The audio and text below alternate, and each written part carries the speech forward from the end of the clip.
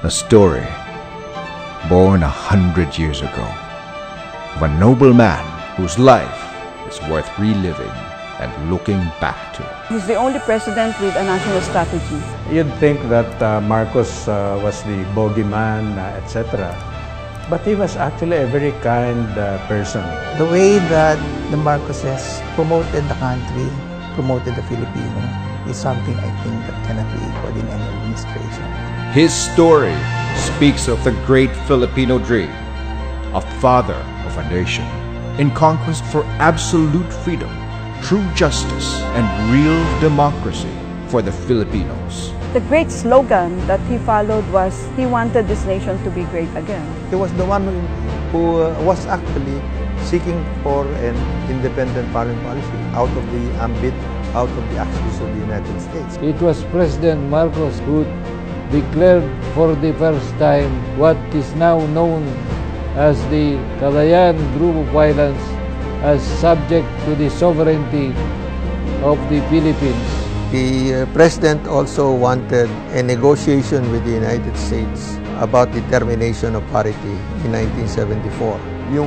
Yung ginawa ni President Park Chung-hee sa may Korea ay yung strategy ni President Marcos na ang pinakamataas na level of development ng Pilipinas over the last 50 years ay nung panahon ni President Marcos, specifically during the earlier years of martial law. His story is a story of wisdom and goodwill, a story of a visionary leader with a strong political will who realized the Filipino potential and propelled the nation to progress. Mr. Marcos provided a lot more impetus in creating programs of government that meant building of infrastructure in a very essential way. All these things moved forward in his time very rapidly in the 4 years that he was in charge. Because that's the whole history of the energy policy. And that energy policy is being followed now. Agriculture, you should, I mean, look what Manny Piñol is doing. He's following Masagana 99, di ba? Kay Marcos yun eh. His story is a story of character. A war veteran who went to Bataan and picked up some soil and put it in a ziplock and sent it to you. Kinuha niya. Alam mo, nung pagkakuha niya, tumalikod sa akin, bumalik sa kwarto, tapos nakikita ko na lang yung kanyang shoulders. Umiiyak. Minsan, di ko nakita magalit. Pag medyo may problem, may crisis doon sa Makiki, tawagin niyo si Father, magsisimba na lang tayo. Pag may mga balita, minsan hindi ko nakita nagmura against the government. Basta tulungan na lang natin. Ganun. Isang malaking injustice kung mananatili sa isip ng marami na si Ferdinand hindi nagmahal sa bayan.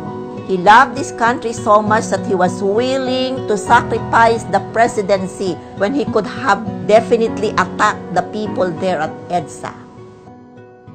A story of a strong man whose life was reduced by a chapter of our history. I have proclaimed martial law in accordance with the powers vested in the President by the Constitution of the Philippines. Deklarang martial law to solve yung communist insurgency tsaka yung Muslim secessionism. Yung kaguluhan na yon, hindi naman si President Ferdinand Marcos ang nagdala o ang dahilan ng mga kaguluhan na yun. It was a phase when it was hip, uso ang lumaban sa gobyerno. A story born 100 years ago about life, leadership, and legacy, waiting to be retold. Si Marcos talaga really made a mark in who we are in international politics. No? But if you compare what he did for our country during the time he was president, no one should ever be sorry that we had Marcos for a president. Kung ikumpara mo yung good points ni Marcos at saka yung good points ng ibang naging presidente natin mula sa kalingkingan yung iba. Since the Marcos administration, I don't know, have you really gotten off the ground? Only history can rightfully judge President Marcos. This is history.